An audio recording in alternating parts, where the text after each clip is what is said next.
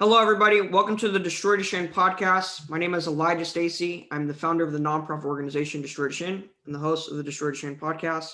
Today we have with us, which this is actually a first. We have a couple who has a son with Duchenne, Nancy and Rick. So welcome. Thank you. So I kind of want to just get into the basics. How old is your son? He's 7 years old. 7 years old. Yep. And what are some fun things you like to do with him? Is there any things you like to do as parents with him, or? Yeah, he really enjoys outdoors, and we have a farm, and he enjoys doing farm chores and accompanying me around and doing things. We've noticed lately, just because all the smoke in our area from the wildfires, that he's not been happy because we've been trying to keep him inside and not have to breathe the smoke and stuff. So he's been a little bit down about not being able to get outside, but yeah, he really enjoys that. And you guys are from Northern California, right? Yeah, central, right outside Yosemite National Park, Oh, Awani, okay. California. Okay. Yeah. Yeah. Because I heard about the fires up there and all that. Yeah. That's interesting though. This is definitely not farm work, but when I was around 7, I love to help my dad basically, pull the weeds and I'd just get down on the dirt and pull the weeds out and make the soil nice and whatever. So I don't know, something about that. Any sports or TV shows, movies that you like to, that he likes to watch or anything like that, or? He's really into Fortnite. He plays Fortnite a lot, and yeah, he has a group of friends, and they get on there and play that together. Mm. Marvel. Marvel, superheroes. Because his name. Yeah. His name is Yeah. Kal-El, What? Yeah, so exactly. What your Superman. so what is your son's name? Yeah. His name's Kal-El. It's Superman's Kryptonian name. Wait, you broke up. Can you say that again? Well, yeah, his name's Kal-El. It's Superman's Kryptonian name. Oh, okay. Yeah. So. Yeah, he named him. Yeah. I didn't know anything about it. So. Yeah. Cool. And so he's 7. So he's in what? First grade, right? Just started second. Yeah. Oh, second year. Okay. Cool. Yeah, that's cool. I like that. You said that. Plays with his friends and all stuff like that. I think that's super important. Yeah. That's basically what I did when I was a little kid. I just played with my friends all day outside, or we'd play video games. Like what I did, right, is we'd play all day outside. Playing in the mud, go swimming, all that stuff when I was like 7, 8. And then by the time I got super tired, fatigued from running around all day, then we'd go inside and then we'd just play video games for the rest of the night. Right. So it's just constant playtime. Going into Duchenne, right? So when did you guys first become aware that he had Duchenne? How did that come about? He had started kindergarten and made it about halfway. 2 years ago. Yeah, about 2 years ago.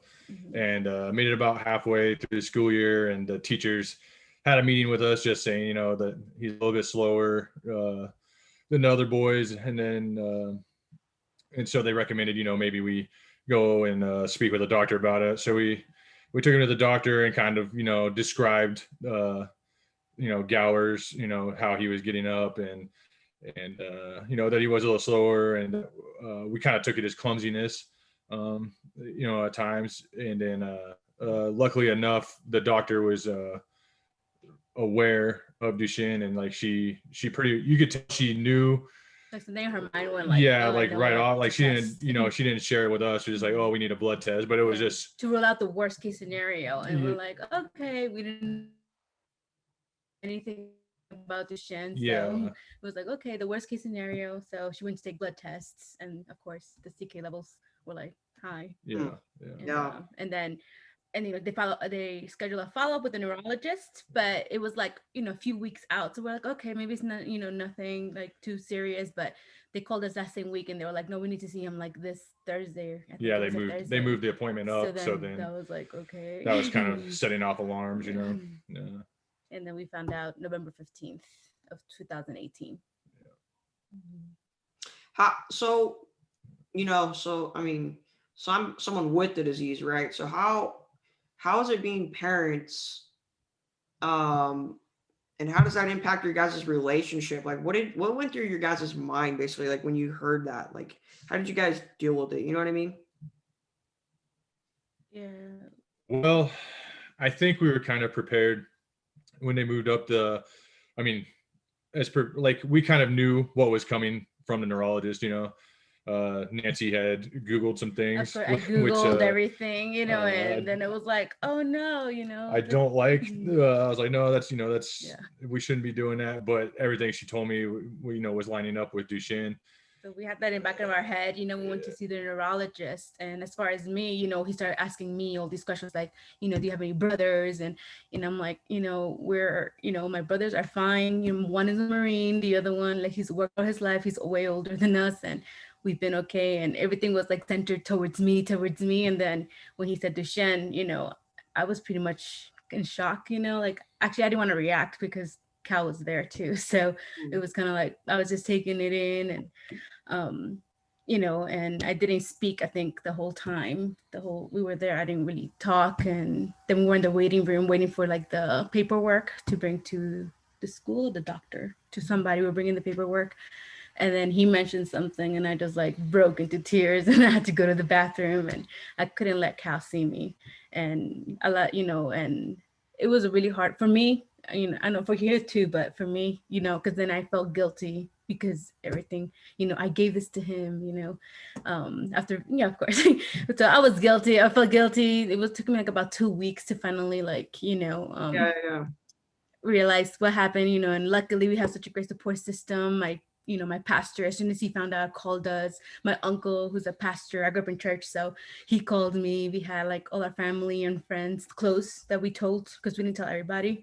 But the ones that had been praying for that day, they all called me, and it helped me realize that it just happened. And but it was a hard thing to take as a parent, because you have to, all the dreams that you had, Kal-El, like, we named him that. He could tell you he named him that because in his, how did you say it, like, he would be stronger than you. And we had thought, we had all these dreams for him that, oh, he's gonna, we both play soccer, like me in high school, him like all his life, and we could play soccer. And he's a big MMA jiu-jitsu. He goes and does that. And that was our dream. As soon as Cal turns 3, let's take him, to do all that. And it was just change our plans. Yeah, it's not a good feeling as a parent. You want you want your kid to experience some type of challenges, but you want to be able to regulate those challenges in order to develop their resiliency and stuff. You don't want to any bad that's going to happen that you'd rather happen to you. And yeah, it's tough to take. Yeah. And in the doctor's office when they handed down that diagnosis, I was worried for Nancy, just because that that's, yeah, I was just worried for Nancy and Cal. And he was very supportive too. He'll bring up that he didn't put, like, I didn't feel guilty because of him. I felt it was no, he was such a great support as a husband, to help me accept that it's just something that happened to us, and we're gonna make the best out of it. So it's actually, I think, made us stronger. Yep. And it's also growing our faith in God a lot too. So that made us stronger spiritually as well. So it's been crazy 2 years. Yeah, I know what you mean. Kind of, right? It's a different perspective to it, right? I mean, you guys are parents, so you have a child, and I'm a person with it, so it's a different point of view. But I definitely can relate for sure. I see my parents, and dealing with it and whatever. And they have not just me, but my other brother who passed away, and then my other little brother who is 13, right? So so I definitely see that. But yeah, no, I mean, the disease is completely life altering. It just completely changes um, you know, just completely changes someone's life. And it's not your fault. Definitely, it's not your fault at all. I know a lot of parents that I talk to, they feel guilty or whatever. Um, but it's definitely not their fault, you know. So what? I mean, you know, going forward, right? Like, what is there stuff that you fear about the disease? Like, do you know what I mean? Like, is there things that you're like, you know, this is going to happen that you're fearful of, or what is your biggest concern regarding Duchenne? Well, I think just just his mental health, being able to make sure that we keep him strong and feels like he's supported and never a burden. I mean, you know, when once you enter the Duchenne world, you know what's coming, and but I think just to make sure, just mentally, that he's supported, that you know he knows that we'll be there no matter what, and that it's our job and it's our privilege uh, to fight for him and support him. And you know, I always remind him, I was like, you're not a burden. Don't ever, you know, don't ever think that I don't want to be doing this. You know, I do want to be doing this. So. Yeah, I definitely think that's super important, like to make sure that your child doesn't feel like a burden. And when it comes to mental health, right, that's the one thing that we can control, right? One's Yeah. attitude towards something is something that you can't control. I cannot control getting weaker and not being able to walk, my arms getting weaker. I can't control when I'm going to die, but I can control how I view it, right? Mm-hmm. And that's what's so awesome once you learn that, because it's incredibly powerful, especially for people with Duchenne, is to really focus on what you can't control. Focus on your attitude towards things. That's the number one thing that I tell all my friends with Duchenne. And really, even if they don't have Duchenne, I tell people that in general, because it's like, you know, whatever type of adversity or thing that you're going to go through in life, that you can control how you view it, right? And so that really does. Yeah.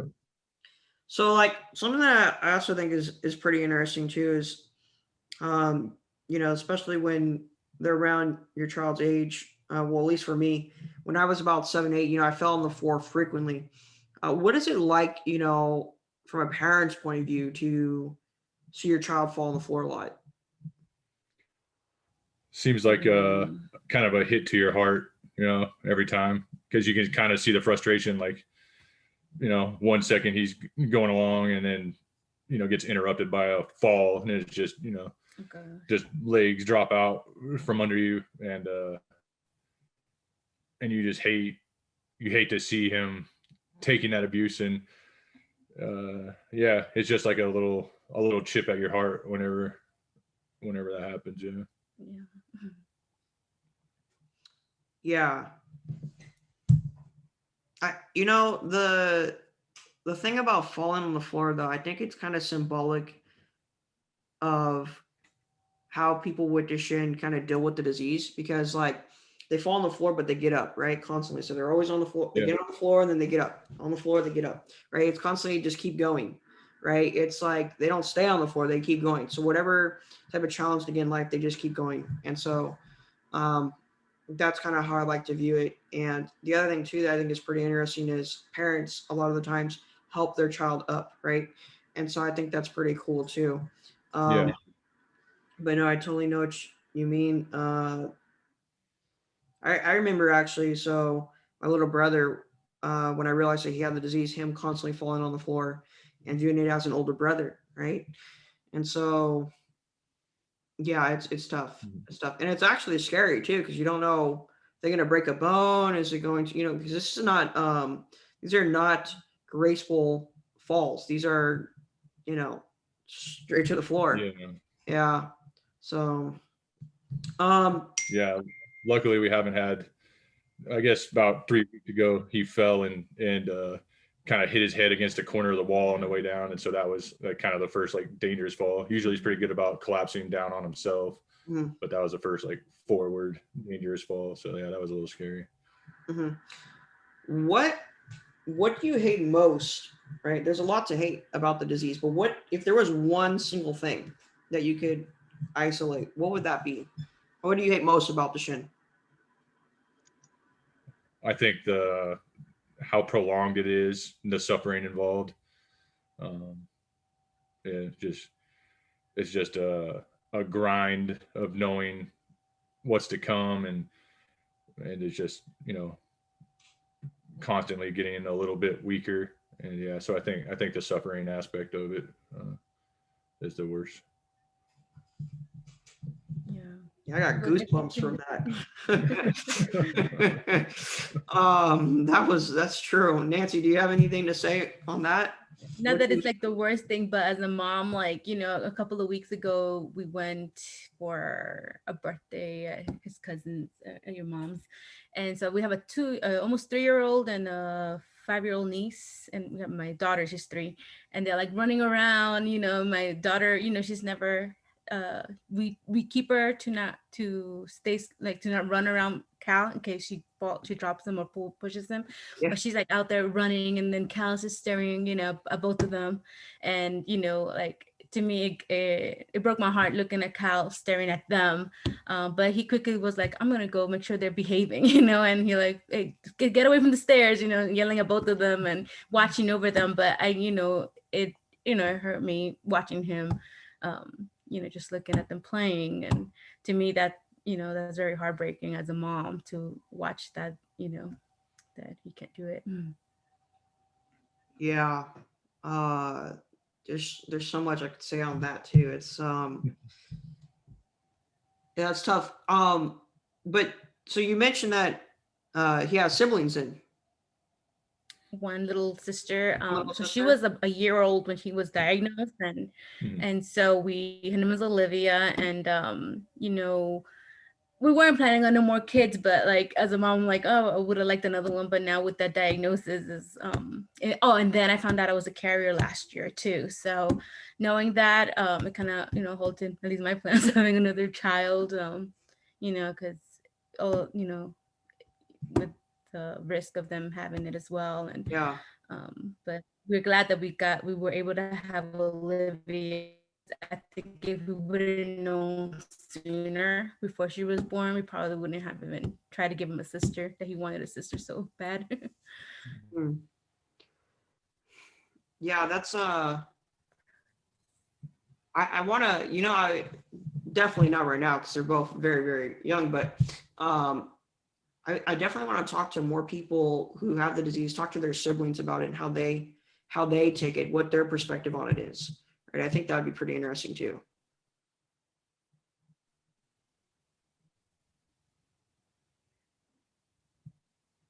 Breaking up. We didn't hear that last part. Oh yeah. Can you hear me now? Can you guys hear me now?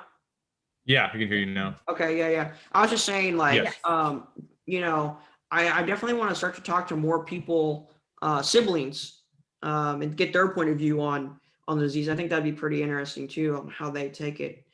Yeah. So here's a good question, right?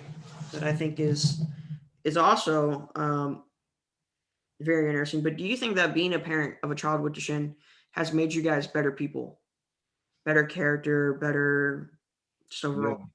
Yeah, because before that, like, I had, thank God, like, didn't know anybody or even my family like that was disabled or anything like that. And it's not that I was mean to them, like I still have compassion, empathy for them. But once I became a mother and of a child with Duchenne, it's like whole brand new world, came to mind. And the rare disease community, like, I started looking into more diseases that were so rare that I'm like, that's crazy. And it made me at least more empathetic and more considerate. And I just want to help out, as many different diseases too. A lot of times I talk to him, I'll show him, like, look at this baby, like another kind of disease. and it just opened up my heart to more, to finding more of these families and praying for them, and you know, learning more about them and the disease. Yeah, definitely. It definitely softens your heart, and then you just let in, you just see, and you can, you know, empathize with these other families who are going through this, because you know the struggle and the everything that goes along with it, and all of a sudden, like every story you hear where people are going through similar situations, you want to help, and you feel bad for them, and yeah, so yeah, it definitely opens up a whole world, and yeah, I think you become way more kind, and you just start realizing that life's difficult, and you should help others every chance you get. No, definitely. I think that for me, yeah, the disease has made me a lot more empathetic, for sure. Right. That's definitely, you're a lot more compassionate towards other people and their suffering or their problems or whatever. Yeah. Um, what is something that you want other people to know about Duchenne, right? Well, I think we discuss sometimes, and we kind of wish. I know that some hospitals are doing it that know that there is a test out there, they could add to the panel of tests. I know it's hard to add everything, but I feel like if we'd have known a few years sooner, it would just help us with Cal's fight. And so I guess my hope would be that it is possible to test early on, and and that maybe we should push for that, in order to help families prepare financially, when life's a little easier, it'll allow parents to be preparing and setting things in motion than when that window is getting closed, and things are getting worse, and your child needs more and more help. So, Yeah, no, definitely. Yeah. Would you agree with that, or yeah? Yeah. I know it's not like something like telling of the symptoms or anything of that, but yeah, I just think it would be good for more people to know it's possible, and maybe that gets gives more hospitals the ability to do that, and have parents aware that it's possible. So Yeah, definitely. yeah. Um, how does Destroy Duchenne, right? How does Destroy Duchenne make you guys feel? we feel like you're a great role model, and creating this organization. It's the first thing that comes to mind is you and a couple other young men who can be role models for Cal. You are talking about being resilient and having a strong mind, and you can still get things done, and not to let it hold you back. So it's great to have yourself and a couple other young men around your age who are out there doing great things, writing books, and having your own podcast, having your own nonprofit. It's just it's great. It's easy for me to say you can do whatever you want, but it's coming from someone who is has a fully capable body. But when I have yourself to point to and be like, hey, look, look what Elijah's doing, look at this, he has the same thing you have, he's persevering. I think it's just great to be able to have you to point to as a role model for our son Cal. Yeah. Well, thank you. I appreciate that. That's a huge compliment. But yeah, definitely. I hope that I can be that role model that inspires and motivates people to keep going. And more importantly, I think I hope we could just cure the disease altogether, so we don't even have to deal with this, right? I think that would be fantastic, and I think that we can get that done. I really do believe that with the current state of science. But yeah. To end off, do you guys have anything you want to say? Any message that you would want people to hear? Anything you want to discuss? Everything.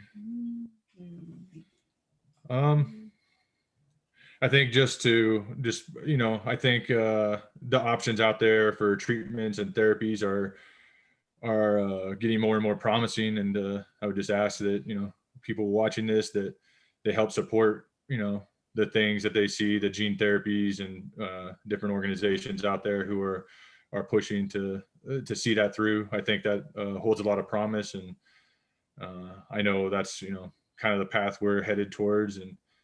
But it takes a ton of money, and with a rare disease, it's hard to get pharmaceutical companies on board. And so, a lot of it is, driven by parents, family, or, people like yourself who have the disease. And so I would just encourage people to support these efforts, because I think these efforts by the nonprofits and organizations that are built because of Duchenne are the main hope for us, beating Duchenne and having a good shot at yourself and other boys, having a good life, and a life that they didn't foresee. So yeah, I agree. Definitely agree. We can basically need to get people on board, because we can push this through. Like, we actually can make it. And that leads perfectly into how we close the podcast, right? So the way we close the podcast is we say the official slogan of Destroy Duchenne: complete the cure, right? Because it's not find the cure. We're not here to find the cure. That's too distant. That sounds like, oh yeah, we need to find the cure, like it's going to come 100 years later. No, the cure, we know what to do. It's a matter of just getting the job done now, right? Mm-hmm. It's not like this is something that it's going to take forever to find. It's here, right? Yeah. So on a count of three, we're going to say complete the cure, all right? Okay. Mm-hmm. All right. 1, 2, 3. Complete the cure. Complete the cure. Nice. All right. Thank you guys so much for being on the podcast. And thank you everybody for listening. I encourage you guys to go check out other podcasts that we've done. We have other stories of people talking about their experience, their perspective on this disease, Duchenne muscular dystrophy. You can also check out more about the disease, more about the organization, if you go to destroyduchenne.org. So thank you so much for listening.